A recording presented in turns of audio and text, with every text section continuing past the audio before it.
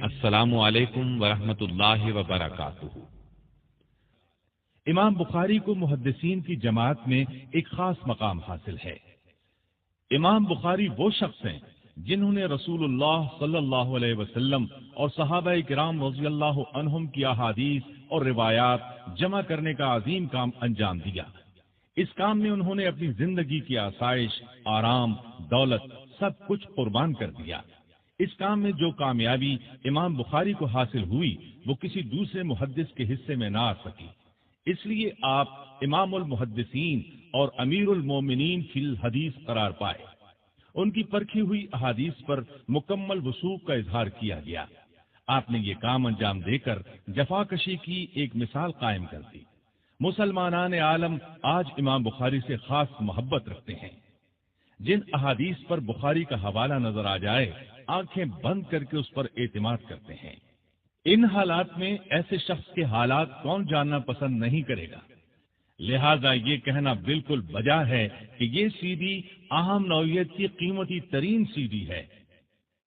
تو آئیے سنتے ہیں امام بخاری، پیشکش محمد طارق شاہد۔ ماں باپ نے امام بخاری رحمت اللہ علیہ کا نام محمد رکھا۔ آپ کی کنیت ابو عبداللہ تھی۔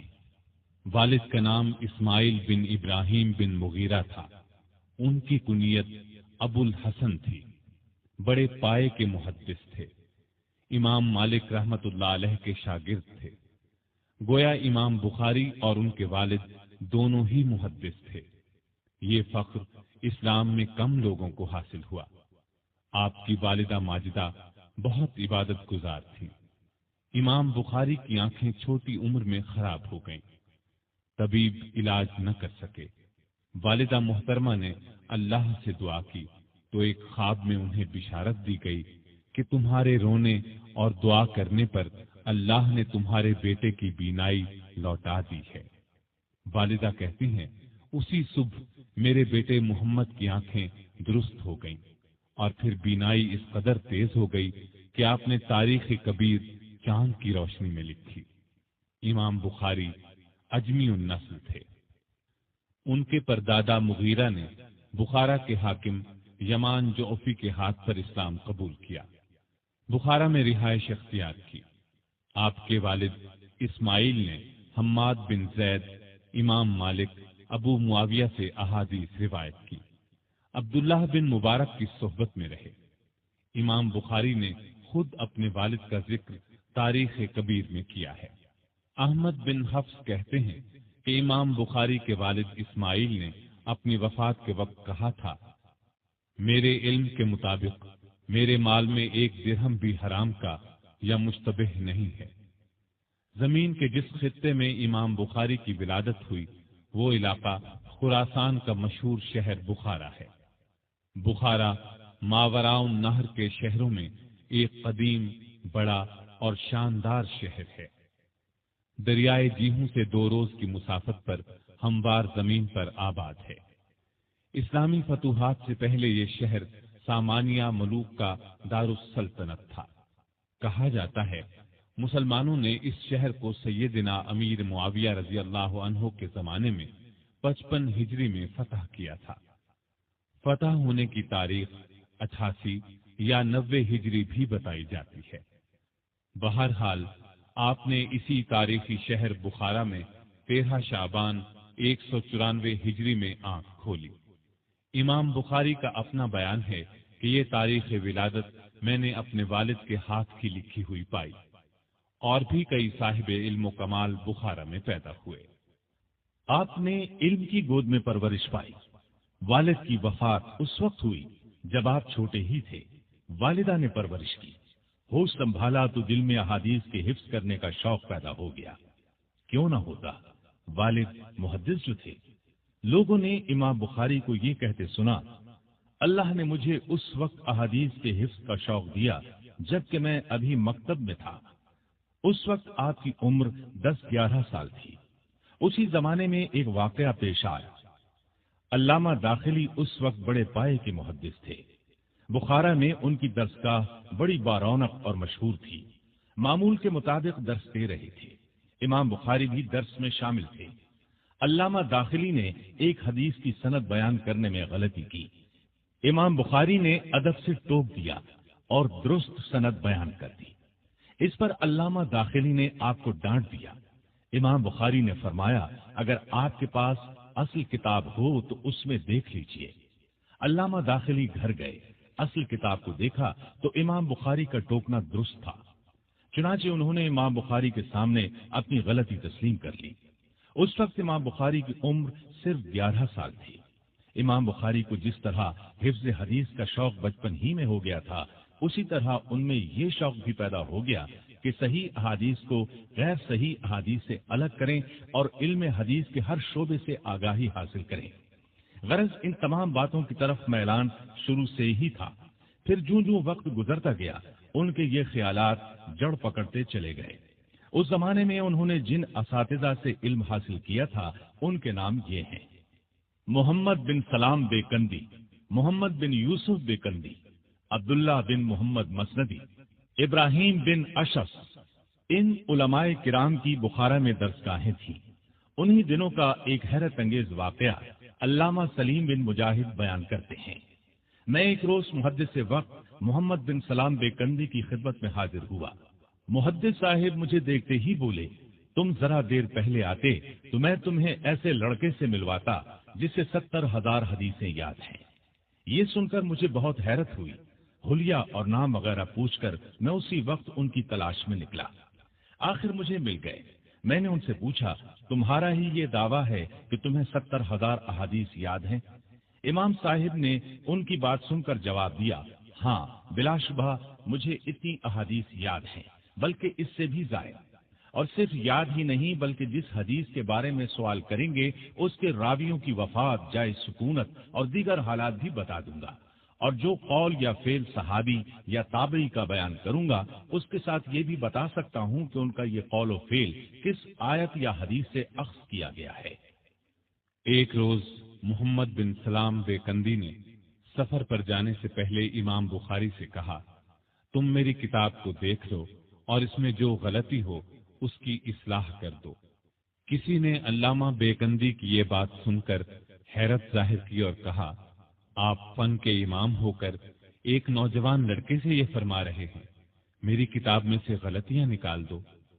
علامہ بیکندی نے اس کی بات سن کر جواب میں فرمایا، ہاں اس نوجوان کا کوئی ثانی نہیں ہے۔ وہ فرمایا کرتے تھے، جب محمد بن اسماعیل میرے درس میں آ جاتے ہیں تو میں حیرت زدہ ہو جاتا ہوں۔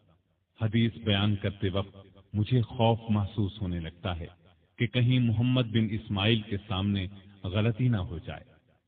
یہ سب باتیں اس وقت کی ہیں جب امام بخاری محمد بن سلام بیکندی کے درس میں شریک ہوتے تھے، اور انہوں نے اپنے وطن بخارا سے حصول علم کے لیے رحلت نہیں فرمائی تھی۔ امام بخاری نے جب وطن سے رحلت فرمائی تو پھر علامہ بیکندی کو ان سے ملنے کا اتفاق نہیں ہوا۔ رحلت محدثین کی اصطلاح میں وہ سفر ہے جو حدیث یا حدیث کی اسناد حاصل کرنے کے لیے کیا جاتا ہے۔ اصحاب رسول اور تابعین اس سفر کے لیے کیا کچھ کرتے تھے اس کا اندازہ لگانا آج کے دور میں ممکن نہیں۔ بعض اوقات تو صرف ایک حدیث کے لیے یا صرف ایک حدیث کی جانچ کے لیے ایک مہینے کے سفر کی تکالیف برداشت کرتے تھے۔ اس زمانے میں سفر بھی پیدل، گھوڑوں یا اونٹوں پر ہوتا تھا۔ امام بخاری نے عمر کے 16ویں برس تک اپنے ہی ملک کے اساتذہ سے علم حاصل کیا۔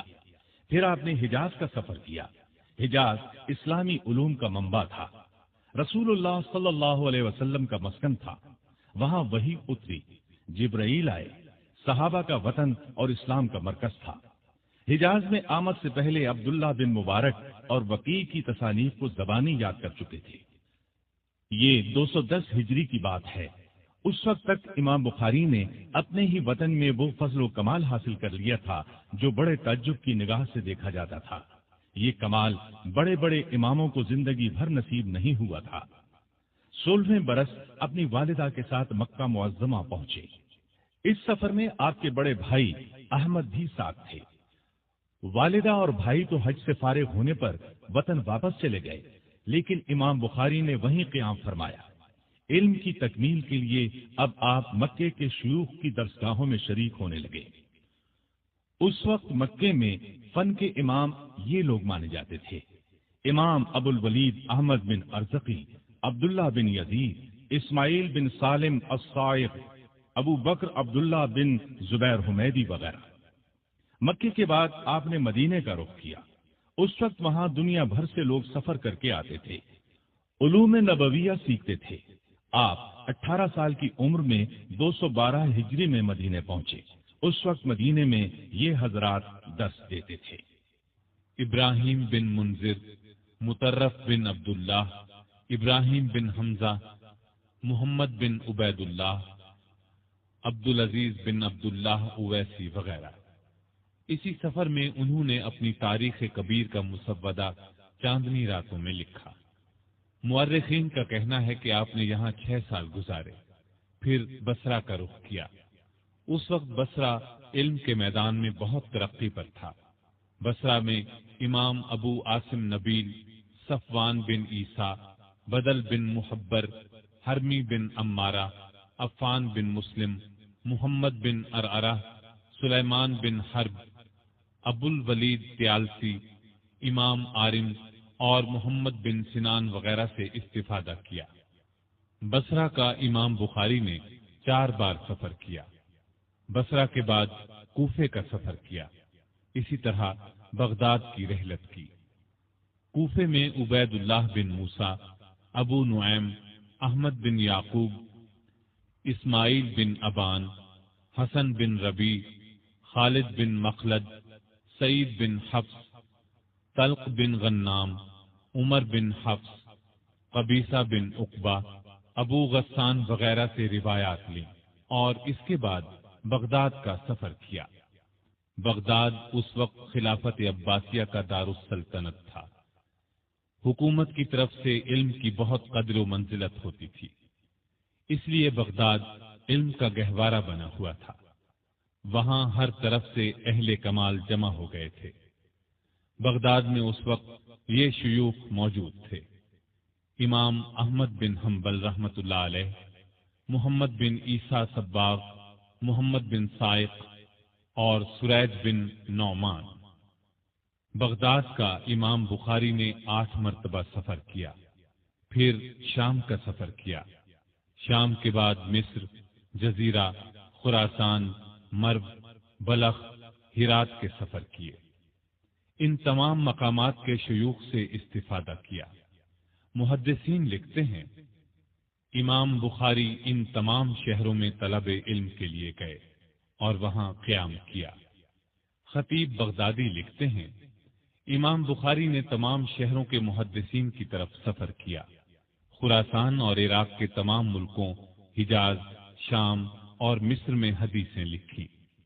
بغداد تو کئی بار گئے۔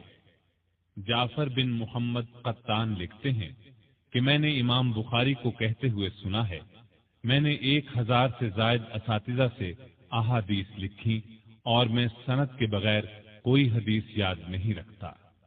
آپ کے تقوی کا عالم کیا تھا، اس کا اندازہ اس واقعے سے لگایا جا سکتا ہے کہ ایک بار آپ کو سمندر کا سفر کرنا پڑا۔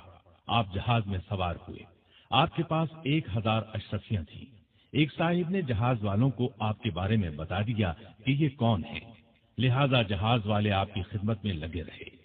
اس کام کے لیے انہوں نے اپنا ایک ساتھی مستقل طور پر آپ کے ساتھ کر دیا۔ اس نے خوب خدمت کی۔ امام صاحب اس کی خدمت سے بہت متاثر ہوئے۔ باتوں باتوں میں 1000 اشرفیوں کا ذکر کر بیٹھے۔ ایک صبح ان کا ساتھی سو کر اٹھا تو چیخنے چلانے اور سر پیٹنے لگا اور کپڑے پھاڑنے کی نوبت آ گئی۔ لوگ بہت حیران ہوئے، پوچھا آخر ہوا کیا؟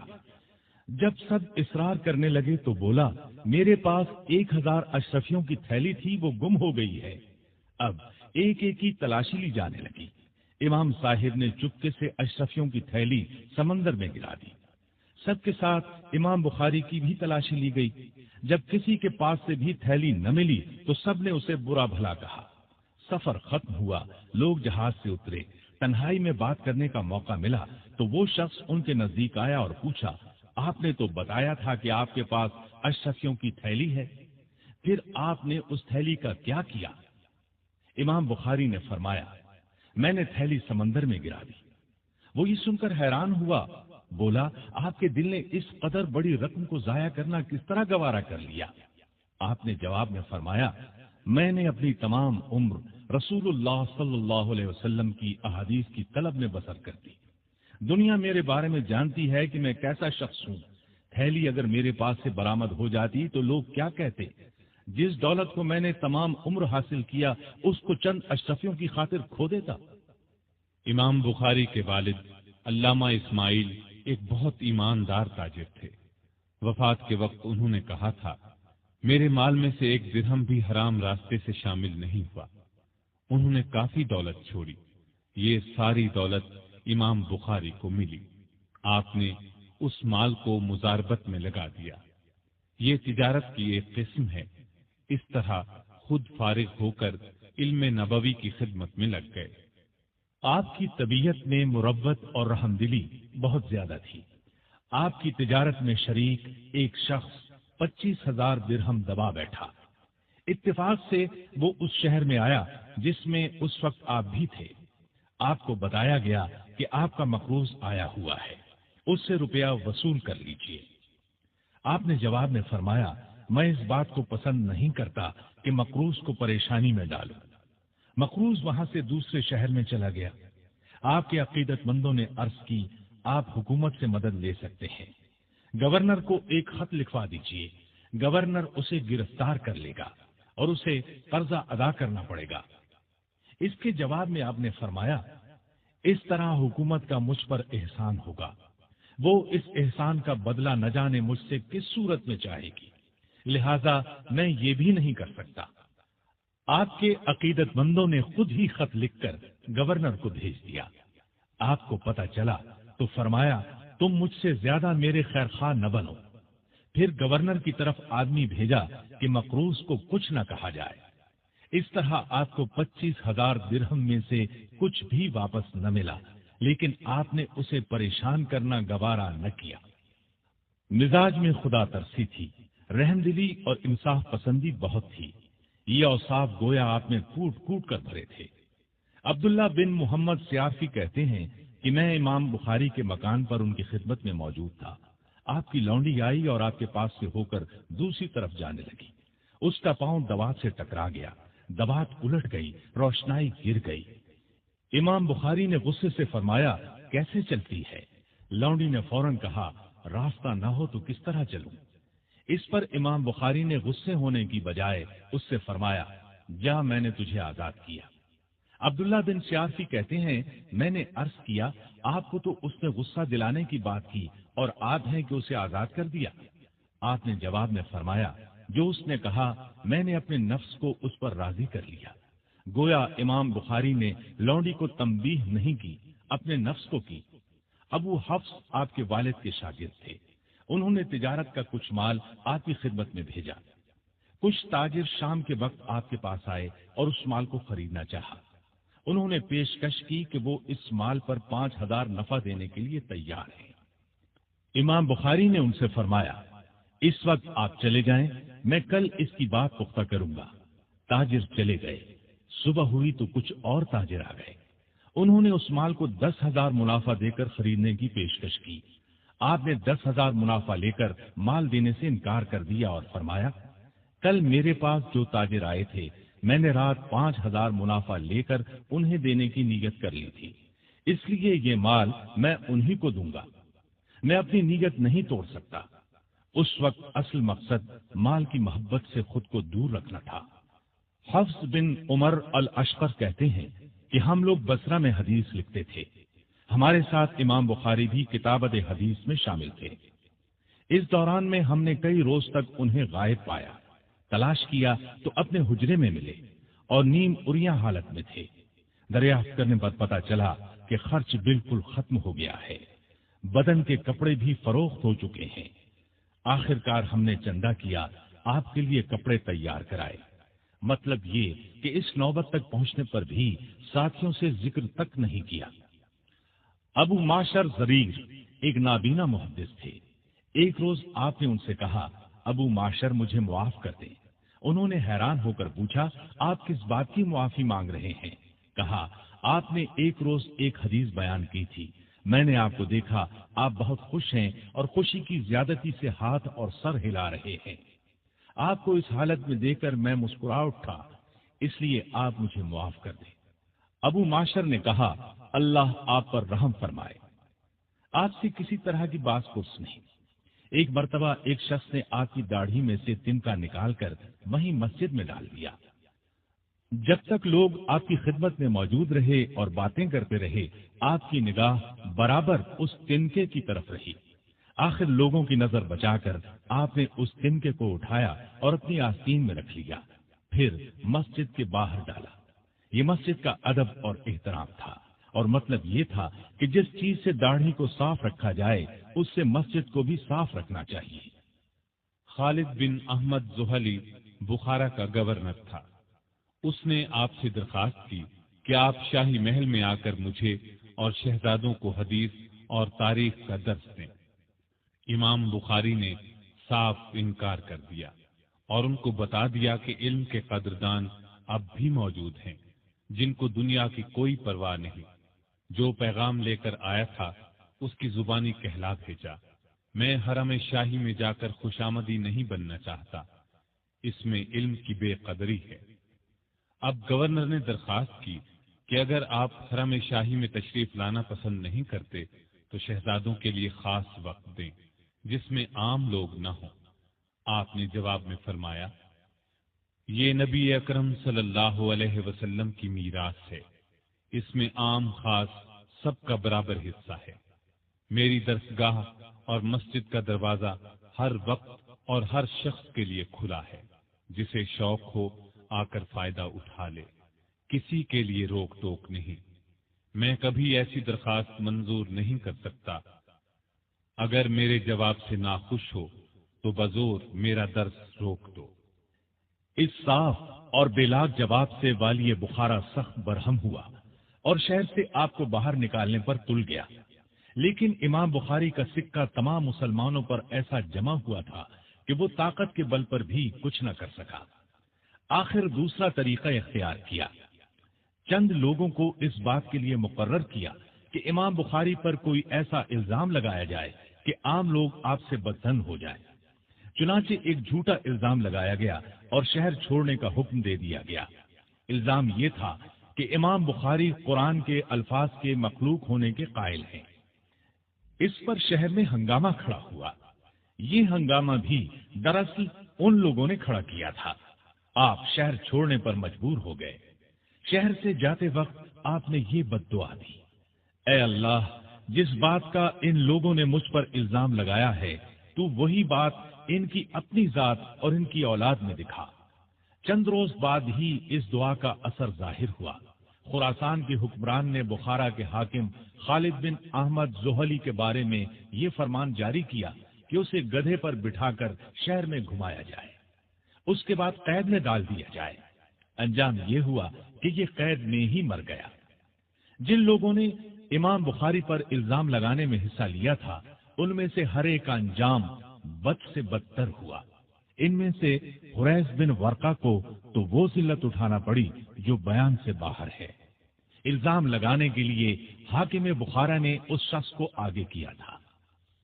امام بخاری بخارا سے نکل کر بیکند پہنچے، لیکن اس الزام کی خبر بیکند بھی پہنچ چکی تھی۔ وہاں دو فریق ہو گئے۔ ایک امام بخاری کو اس الزام سے بری سمجھتا تھا، دوسرا گروہ مفسدوں کا تھا۔ امام بخاری نے اس صورتحال میں وہاں ٹھہرنا مناسب نہ سمجھا۔ اس دوران میں سمرقند کے لوگوں کو آپ کے بیکند پہنچنے کی خبر مل گئی۔ انہوں نے آپ سے درخواست کی کہ سمرقند تشریف لے آئیں اور مسند درس سنبھالیں۔ آپ نے درخواست منظور فرمائی اور سمرقند کے لیے روانہ ہوئے۔ راستے میں خرتنگ نامی بستی میں ایک عزیز کے مکان میں ٹھہرے۔ تہجد کی نماز میں آپ نے دعا کی، اے اللہ، تیری زمین کشادہ ہونے کے باوجود مجھ پر تنگ ہو گئی ہے، مجھے اپنے پاس بلا لے۔ اللہ نے ان کی دعا قبول کر لی۔ چند روز کے بعد آپ نے وہیں وفات پائی۔ جس عزیز کے ہاں آپ ٹھہرے ہوئے تھے اس کا نام غالب بن جبریل تھا۔ وہ کہتے ہیں چند روز تک امام بخاری میرے مکان پر تندرست رہے آخر بیمار ہو گئے۔ اسی حالت میں سمرقندیوں کی طرف سے درخواستیں آنے لگی۔ بہت زور دیا گیا کہ آپ سمرقند تشریف لے آئیں۔ آپ نے حالت مرض ہی میں جانا منظور فرما لیا، لیکن اس وقت انہیں معلوم ہوا کہ بخارا کا فتنہ سمرقند میں بھی پہنچ چکا ہے اور وہاں بھی 2 جماعتیں ہو گئی ہیں۔ تو آپ نے اپنے لیے دعا فرمائی، اے اللہ مجھے اپنے پاس بلا لے، مجھ پر تیری زمین کشادہ ہونے کے باوجود تنگ ہو گئی ہے۔ ادھر اختلافات کے بعد سمرقند والوں نے اس الزام کے بے بنیاد ہونے پر اتفاق کر لیا اور آپ کو سمرقند لے جانے پر زور دیا۔ آپ نے سواری طلب کی، چلنے کی تیاری کی، موزے پہنے، امامہ باندھا۔ ایک صاحب نے سہارا دینے کے لیے دونوں بازو تھامے، سواری کی جانب 15-20 قدم بڑھے ہوں گے کہ فرمایا، مجھے چھوڑ دو، کمزوری بڑھتی جا رہی ہے۔ امام بخاری نے ہاتھ اٹھا کر کچھ دعائیں کی اور لیٹ گئے۔ آپ کے جسم سے بے تحاشا پسینہ جاری ہو گیا، یہاں تک کہ آپ عید الفطر کی شب 256 ہجری میں انتقال کر گئے۔ اس وقت آپ کی عمر قریباً 62 برس تھی۔ انا للہ و انا الیہ راجعون۔ روح پرواز کر جانے کے بعد بھی جسم پر پسینے کا اثر تھا۔ آخر غسل دے کر کفن میں لپیٹ دیے گئے۔ عید الفطر کے دن بعد نماز ظہر وہیں خرطنگ نامی بستی میں آپ کو دفن کر دیا گیا۔ اس طرح یہ احساب عالم، احادیث رسول کا خادم، دنیا بھر کے انسانوں پر احسان کرنے والا، علوم نبویہ کا ماہر رخصت ہو گیا۔ مرنے سے پہلے وصیت فرمائی، مجھے سنت کے مطابق 3 کپڑوں میں کفن دینا، ان میں کرتا اور عمامہ نہ ہو۔ امام بخاری کی وفات پر علماء امت نے بہت حسرت ظاہر کی۔ یحییٰ بن جعفر بیکندی نے آپ کی وفات کی خبر سن کر فرمایا، امام بخاری کی موت علم کی موت ہے۔ آپ نے کوئی اولاد نہیں چھوڑی، یہ درست ہے، آپ نے کوئی سلبی اولاد نہیں چھوڑی، لیکن آج امام بخاری کی روحانی اولاد کروڑوں میں ہے۔ امام بخاری جس خطے میں تشریف لے جاتے، مسلمانوں کا ان کے گرد ہجوم ہو جاتا تھا۔ لوگ ان کے فضل اور کمال کی حکایات سن سن کر انہیں دیکھنے کی تمنا کیا کرتے تھے، اس لیے جہاں پہنچتے وہاں ہجوم کی وجہ سے تل دھرنے کی جگہ نہ ملتی۔ علم کی تکمیل کے بعد جب آپ نے بخارا کا ارادہ فرمایا تو بخارا والے استقبال کے لیے شہر سے باہر امڈ آئے۔ شہر سے باہر 3 میل تک خیمے لگ گئے۔ شہر میں شایان شان طریقے سے لایا گیا۔ ایسا ہی استقبال نیشا پور میں ہوا۔ ایک بار بغداد تشریف لے گئے۔ یہ بنو عباس کا دارالخلافہ تھا۔ اہل بغداد تک آپ کی شہرت پہلے ہی پہنچ چکی تھی، اس لیے زبردست استقبال ہوا۔ بصرے میں بھی یہی ہوا۔ آپ ابھی بچے ہی تھے کہ ایک روز احمد بن حفص نے آپ کا چہرہ اور حافظہ دیکھ کر کہا، ان کا ڈنکا بجے گا۔ حاشد بن اسماعیل کہتے ہیں کہ امام بخاری ہمارے ساتھ بصرے کے شیوخ کی درسگاہوں میں شامل ہوتے، لیکن وہ ساتھ ساتھ لکھتے نہیں تھے۔ اس حالت میں کچھ دن گزر گئے۔ آخر ہم نے انہیں سمجھانا شروع کیا کہ جب تک آپ ساتھ ساتھ لکھیں گے نہیں، درسگاہ میں بیٹھ کر حاصل کیا کریں گے؟ یوں ہی اپنا وقت برباد کر رہے ہیں۔ تو انہوں نے جواب نہ دیا، لیکن جب ہماری باتیں سن سن کر گھبرا گئے تو فرمانے لگے، تم لوگ حد سے تجاوز کر گئے ہو۔ اچھا، اب تک تم نے جو کچھ لکھا ہے سناتا ہوں، تم اپنے لکھے ہوئے اجزاء سامنے رکھو۔ ہم نے ایسا ہی کیا۔ امام بخاری نے وہ سب سنا دیا جو ہم نے لکھا تھا۔ اس کے علاوہ بھی 15,000 احادیث سنا دی، یہاں تک کہ ہم نے اپنے اپنے اجزاء کی اصلاح ان کے زبانی پڑھے ہوئے سے کی۔ بغداد میں ایک عجیب واقعہ پیش آیا۔ وہاں کے علماء نے آپ کے حافظے کی عجیب و غریب باتیں سن کر ان کا امتحان لینے کا پروگرام بنایا۔ 100 احادیث کو لیا گیا، ان کو بالکل الٹ پلٹ کر دیا گیا۔ ایک کی سند دوسرے متن پر اور دوسرے کی سند تیسرے متن پر چسپاں کر دی گئی۔ پھر یہ 100 احادیث 10 علماء میں 10 تقسیم کر دی گئی۔ پہلے عالم نے امام بخاری کے سامنے اپنی 10 احادیث میں سے ایک حدیث پڑھی۔ اس وقت یہ امتحان دیکھنے کے لیے گویا پورا شہر امڑ آیا تھا، اہل و عیال جمع تھے۔ آپ نے حدیث سن کر کہا، میں اسے نہیں جانتا۔ اس نے دوسری پڑھی، آپ نے فرمایا، میں نہیں جانتا۔ یہاں تک کہ اس نے 10 کی 10 پڑھ ڈالی، آپ نے ہر بار یہی کہا کہ میں نہیں جانتا۔ پھر دوسرے عالم کی باری آئی، اس طرح 10 کے 10 نے 100 احادیث آپ کے سامنے دہرا دی، آپ نے ہر بار یہی فرمایا، میں نہیں جانتا۔ اب وہاں جو عام لوگ تھے وہ پکار اٹھے، یہ کیا بات ہوئی؟ انہوں نے تو 100 کی 100 احادیث سن کر یہی کہا ہے، میں نہیں جانتا، جبکہ ان کے حافظے کی بہت شہرت سننے میں آئی۔ حافظہ نام کی تو ان میں کوئی چیز بھی نہیں ہے۔ یہ خیال عام لوگوں نے ظاہر کیا، جبکہ علماء نے کہا، امام ہماری اس حرکت کو سمجھ گئے۔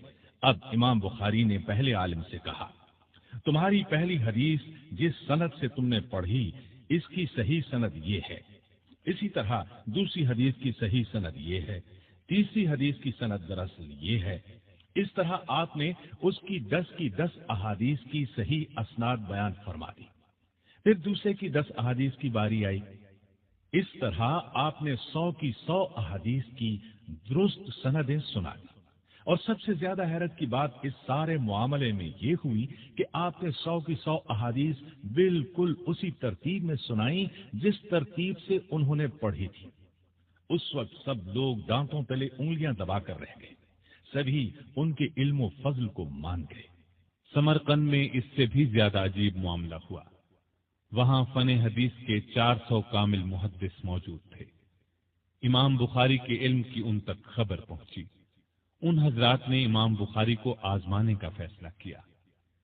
انہوں نے کیا یہ کہ اہل شام کی احادیث کی سند عراقیوں کی سندوں سے بدل دی، اہل عراق کی سندوں کو شامیوں کی سندوں سے بدل دیا، حجاز کی روایتوں کو یمن کی روایتوں سے بدل دیا۔ اس طرح سب کچھ خلط ملط کر کے امام المحدثین امام بخاری پر یہ مجموعہ پیش کیا۔ آپ نے ساری غلطیوں کی قلی کھول کر رکھ دی، نہ کسی سند میں آپ سے چوک ہوئی، نہ کسی متن میں۔ آخر اہل سمرقند عاجز آ گئے۔ اللہ کے عطا کردہ حافظے کے سامنے انہوں نے سر تسلیم خم کر دیے۔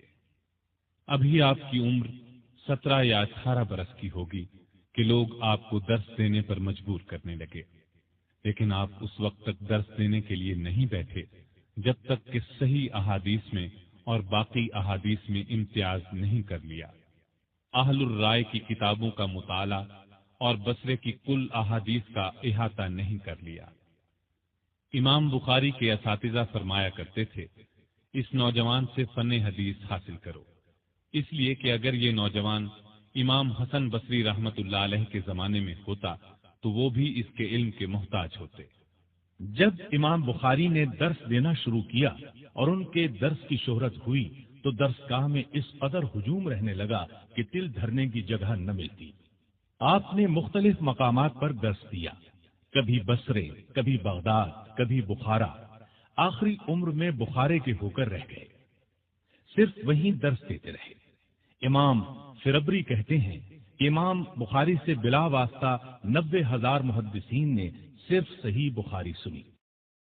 آپ کی درسگاہ میں آپ کے اپنے پرانے اساتذہ بھی شریک ہوتے تھے، یعنی پہلے وہ ان کے استاد تھے، پھر شاگرد بنے۔ عبداللہ بن محمد مسندی، عبداللہ بن منیر، اسحاق بن احمد، محمد بن خلف بن قتیبہ وغیرہ بڑے پائے کے لوگ تھے، صاحب کمال تھے، لیکن امام بخاری کے نکات حدیث لکھنے پر مجبور ہوئے۔ جن محدثین کو آپ کی برابری کا دعویٰ تھا وہ بھی ان کے فضل و کمال کو تسلیم کر کے ان کے حلقہ درس میں شامل ہو گئے اور برابری کا دعویٰ ترک کرنے پر مجبور ہوئے۔ ایسے لوگوں میں امام ابو زرع رازی، ابو حاتم رازی، ابراہیم حربی، ابو بکر بن ابی عاصم، موسیٰ بن ہارون، ابو بکر محمد بن اسحاق بن خزیمہ، قاسم بن زکریہ وغیرہ شامل ہیں۔ یہ لوگ فن حدیث، فن تاریخ، فن تعدیل و جرح کے امام مانے جاتے ہیں۔ یہ سب امام بخاری کے دل دادا تھے۔ آپ کے حلقہ درس میں آ کر آپ کی تقاریر کو لکھتے تھے۔ امام بخاری کے ان شاگردوں کے نام بھی سن لیں جن کی آج عالم میں بڑی شہرت پائی جاتی ہے، جو فنون اسلامیہ کے اہم رکن مانے جاتے ہیں، جن کی روایات اور احادیث پر اسلامی مسائل کا بڑا دار و مدار ہے۔ امام مسلم بن حجاج جنہوں نے صحیح مسلم لکھی، امام ابو عبد الرحمن نسائی جنہوں نے نسائی شریف لکھی، امام ابو عیسیٰ ترمذی جنہوں نے ترمذی شریف لکھی، امام محمد بن نصر مروزی، امام دارمی، امام ابن خزیمہ، یہ سب حضرات بڑے پائے کے محدث اور فقیہ ہیں۔ امام بخاری ابھی طالب علم ہی تھے کہ آپ سے فتویٰ پوچھا جانے لگا۔ آپ اگر انکار کرتے تو آپ کو فتویٰ دینے پر مجبور کیا جاتا۔ پھر تو یہ حالت ہوئی کہ ان کے اساتذہ ان کے سامنے فتویٰ دینے سے کنی کترانے لگے اور ان کی طرف اشارہ کر دیتے تھے۔ پھر جب بخارا میں درس شروع کیا تو افتاء کا کام باقاعدگی سے جاری ہو گیا۔ جو مسئلہ ان سے پوچھا جاتا آپ اس کو قرآن یا حدیث یا آثار صحابہ سے ثابت کرتے۔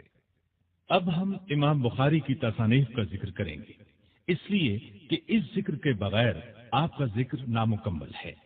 آپ کی سب سے اہم ترین اور مشہور ترین کتاب صحیح بخاری ہے۔ اس کے علاوہ امام بخاری کی ایک ایک تصنیف وقت کی نگاہ سے دیکھی گئی۔ امام بخاری نے تاریخ کبیر لکھی تو امام اسحاق بن راہویہ جیسے باکمال شیخ نے اس نادر تالیف کو امیر عبداللہ بن طاہر حاکم رائے کے دربار میں پیش کرتے ہوئے فرمایا، میں تمہیں ایک بڑا جادو دکھاتا ہوں۔ علامہ تاج الدین سبکی اس تاریخ کے بارے میں لکھتے ہیں، امام بخاری کی تاریخ وہ کتاب ہے کہ اس سے پہلے کسی نے ایسی مبارک تالیف نہیں لکھی، اور جس شخص نے امام بخاری کے بعد اس قسم کی تالیف کی وہ اس تاریخ سے استفادہ کیے بغیر نہیں رہا۔ بعض نے تو پیرایا بدل کر اپنی طرف منسوب کر لیا۔ اللہ تعالیٰ امام بخاری پر برکتیں فرمائے، انہوں نے تاریخی اصول کی بنیاد ڈالی۔ تاریخ کبیر وہی کتاب ہے جسے امام بخاری نے اپنی عمر کے 18ویں سال کی چاندنی راتوں میں لکھا، مسجد نبوی میں حجرہ مبارک اور منبر کے درمیان بیٹھ کر لکھا۔ امام اسحاق بن راہویہ نے اس کو دیکھا تو امیر عبداللہ بن طاہر خراسانی کے سامنے پیش کر کے فرمایا، کیا میں تمہیں جادو نہ دکھاؤں؟ تاریخ کبیر میں صحابہ، تابعین اور تبع تابعین کے نام حروف تہجی کی ترتیب سے آئے ہیں۔ اگر ایک ہی نام کے کئی لوگ موجود ہیں تو ان کے باپ کے ناموں میں حروف تہجی کی ترتیب موجود ہے۔ تاریخ کبیر میں زیادہ تر مسئلہ روایت، تلمذ اور سماعت کا ذکر ہے، اکثر جگہ جرح و تعدیل بھی ہے۔ آپ کی ایک تصنیف کا نام تاریخ الاوسط ہے، آپ کی ایک تصنیف التاریخ الصغیر ہے۔ فن تاریخ میں امام بخاری کی یہ بھی ایک بے مثل تصنیف ہے۔ فن حدیث کو فن رجال سے وہی تعلق ہے جو روح کو جسم سے، اس لیے امام بخاری کو اس سے خاص شغف تھا۔ اس میں امام بخاری مشاہیر، صحابہ، تابعین اور تبع تابعین کی وفات کے سن، نسب وغیرہ کا ذکر کرتے ہیں۔ آپ کی ایک تصنیف کا نام الجامع الکبیر ہے، اس کا ذکر ابن طاہر نے کیا ہے، اس کا مفصل حال معلوم نہ ہو سکا۔ ایک کتاب کا نام المسند الکبیر ہے، ایک اور تصنیف التفسیر الکبیر ہے۔ مزید تصانیف کے نام یہ ہیں: خلق و افعال العباد، کتاب الضعفاء الصغیر، الہبہ، اسامی الصحابہ، کتاب الوحدان، کتاب المبسوط، کتاب العلل، کتاب الکناہ، کتاب الفوائد، الادب المفرد، جز رفع الیدین، بر الوالدین، کتاب الاشربہ، قضایا الصحابہ والتابعین، کتاب الرقاق، الجامع الصغیر فی الحدیث اور جز القراءۃ خلف الامام وغیرہ۔ آخر میں ہم امام بخاری رحمت اللہ علیہ کے شاگردوں کے نام آپ کو بتائے دیتے ہیں۔ پہلا نام امام مسلم بن حجاج رحمت اللہ علیہ کا ہے۔ انہوں نے مسلم شریف لکھی۔ بخاری کے بعد مستند ترین کتاب مسلم شریف کو مانا گیا۔ صحیح مسلم کی بھی بہت سی شروح لکھی گئیں۔ تراجم بھی لکھے گئے۔ شروح اور تراجم کی تعداد قریباً 30 ہے۔ آپ کے ایک اور نامور شاگرد امام ابو عیسیٰ ترمذی رحمۃ اللہ علیہ ہیں۔ آپ نے جامع ترمذی لکھی، یہ صحاح ستہ میں شامل ہے۔ جامع ترمذی کے علاوہ ان کی اور بھی کئی مشہور تصانیف ہیں جن کے اردو، فارسی وغیرہ میں تراجم کیے گئے۔ آپ کے ایک اور شاگرد امام نسائی رحمۃ اللہ علیہ ہیں۔ انہوں نے سنن نسائی لکھی، یہ بھی صحاح ستہ میں شامل ہے۔ آپ کے ایک اور شاگرد فربری رحمۃ اللہ علیہ ہیں۔ لوگ بخاری کا درس لینے کے لیے ان کے پاس دور دور سے آتے تھے۔ آپ کے ایک اور شاگرد امام دارمی رحمۃ اللہ علیہ ہیں۔ امام صاحب کی زندگی میں وفات پائی۔ امام بخاری کو ان کی موت سے بہت صدمہ پہنچا۔ ان کی تصنیفات میں المسند، کتاب التفسیر اور الجامع مشہور ہیں۔ آپ کے ایک اور شاگرد صالح بن محمد جزرہ ہیں۔ غضب کا حافظہ تھا، زبانی درس دیا کرتے تھے، جزرہ الحافظ کے نام سے مشہور ہوئے۔ آپ کے ایک اور شاگرد فقیہ امام محمد بن نصر مروزی ہیں، بہت بڑے فقیہ تھے۔ امام بخاری کے ایک اور شاگرد امام ابو حاتم رازی ہیں، فن جرح و تعدیل کے بہت بڑے امام مانے جاتے ہیں۔ احادیث رسول کی تلاش میں ہمیشہ پیدل سفر کیا، بحرین سے مصر، مصر سے رم اللہ سے طرطوس تک پیدل سفر کیا۔ امام صاحب سے بہت کچھ استفادہ کیا۔ امام بخاری کے ایک شاگرد ابراہیم الحربی الامام رحمت اللہ علیہ ہیں، فن لغت، ادب، نحو اور فقہ کے امام مانے جاتے ہیں۔ علامہ ثعلب کہتے ہیں، میں نے امام حربی کو لغت اور نحو کی درسگاہ سے 50 برس